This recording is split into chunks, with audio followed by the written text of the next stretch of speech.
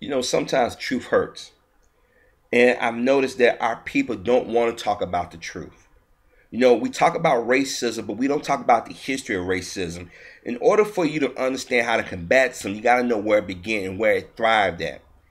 And I was just on Blog Talk Radio, was Black Action Productions. Um, the conversation is supposed to be about Rick Santorum when he used the word nigger, government nigger, when describing President Obama.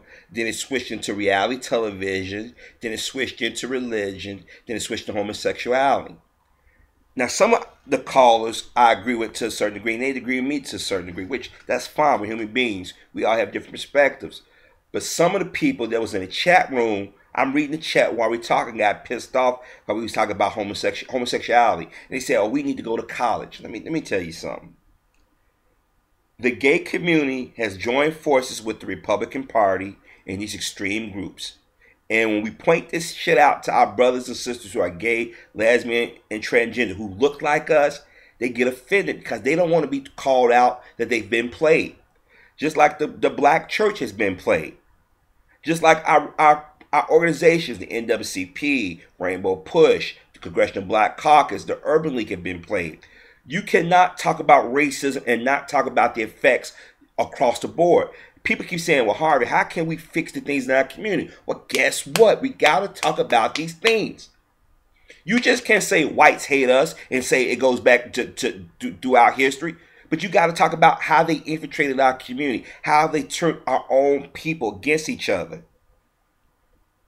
So if those brothers and sisters who listen to that conversation, please believe me, this wasn't an attack on the gay community. This wasn't an attack on the church. This wasn't an attack on Jewish. It wasn't an attack on Mexicans. But we got to understand who our friends are and who our friends are not. You guys know damn well the last 3.5 years, the gay community have used us to go after those who are anti-gay.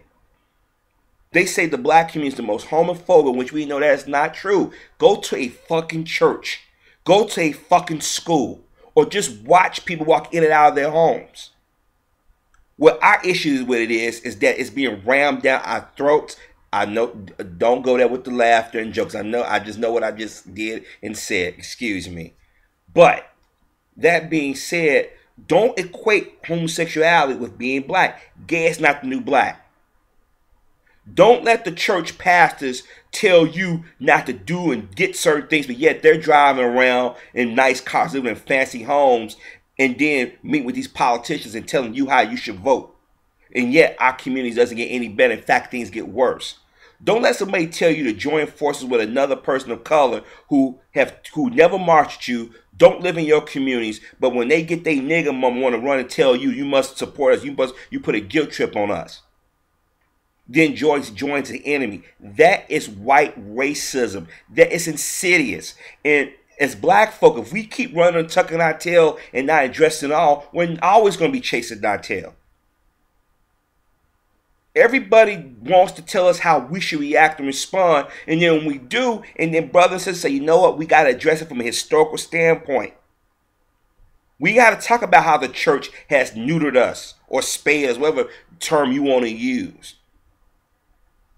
We got to talk about how brothers and sisters of color who got more in common with us have used us to get ahead and join the enemy. We got to talk about our gay counterparts using our gay brothers and sisters to attack us and attack our organizations.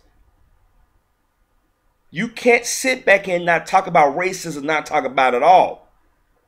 And reading the comments, and I understand one of the hosts saying we can't alienate, and I said that we got to talk about it all. That's our problem. We don't want to have the difficult conversations. We too fucking worried about what everybody else thinks, but nobody has such reservations with us.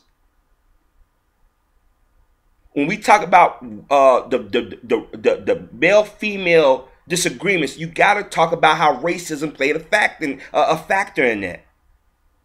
Why are our children being miseducated? Why is it that people claim they want to show images that show them respectable, but as soon as we say something, oh, there they go whining again? Don't sit here and say y'all want to have an honest discussion, but want to cherry pick what you want to talk about. Let's talk about it all. I'm about truth. Sometimes truth hurts. But for some of you brothers and sisters that get mad because we're talking about this, tells you that y'all really don't want to change. Y'all happy going along to get along. Now y'all can vote down, y'all can vote up, whatever the case may be. But if we're going to talk about racism and all this effects on us as people, we got to talk about all, and talk about all who's benefited, who kept us at a certain level. A lot of blacks forget at one time our Jewish counterparts said they was with us. That when they got a piece of that American dream, they didn't need us anymore. Now look how they turned on us. Not all of them, but enough have. Look how the gay community has used us as an issue to say, well, the black community is the most homophobic. Look how the women, the women's group have made the black men like we're the biggest abusers, the biggest deadbeats and anything. Look how the Mexican community sit there and say, you're supposed to stand with us. You're not our brother. But yet you come into our community and disrupt our livelihoods, keep us from having jobs. All that is because of white supremacy, institutionalized racism. And when you dance, duck, and dodge around it, you ain't my brother or sister. Because you got to be honest with yourself and say, hey, this has affected our people. You got black men thinking it's okay to walk around showing their ass. They think it's okay to fuck a guy, to fuck a woman. No, you're confused. Or you're greedy. You got black people thinking it's okay to join forces with another group of people who have not sacrificed anything, who have not stood with us, and we don't ask anything in return. But the moment one of us talk about this, oh, don't talk about that. That tells me, brothers and sisters, y'all are not down with this so-called revolution that y'all always talk about. I hear brothers and sisters talking about with the Constitution. Why is it kept? The Constitution was never intended for us. All these laws they talk about passing. These laws are they was already doing this stuff to us. But y'all haven't been paying attention. Y'all let these liberals or these conservatives put this shit in y'all head. When they talk about these laws, they don't talk about us. When they talk about bullying, we get bullied every day. They're not talking about us.